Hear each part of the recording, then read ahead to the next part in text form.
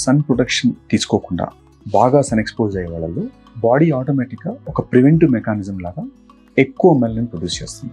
అవి కొన్నిసార్లు స్పాట్స్ ఒక క్లస్టర్స్ లాగా ఫామ్ అవుతాయి. అది టాప్ లేయర్ ఆఫ్ స్కిన్లో ఉంటుంది. ఇందులో స్కిన్లో మల్టిపుల్ లేయర్స్ ఉంటుంది, సూపర్ఫిషియల్ లేయర్, డీప్ లేయర్.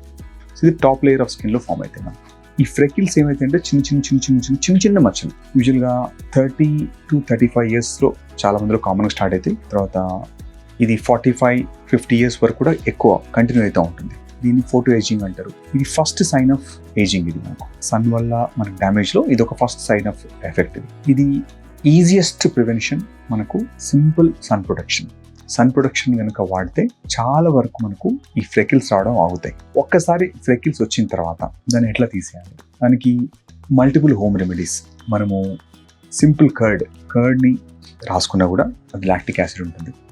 తర్వాత lemon and honey as a combination వాడి ఒక ప్యాక్ లాగా పెట్టుకొని మనం ఒక వాష్ చేస్తే వీక్లీ 1 or 2 చేసినప్పుడు టాప్ లేయర్ ఆఫ్ స్కిన్ మనకు వెళ్ళిపోతుంది. ఇది కాకుండా retinoids, vitamin A based retinoids creams వాడితే కూడా మనకు ఈ ఫ్రెకిల్స్ అనేది స్లోగా తగ్గుతుంది.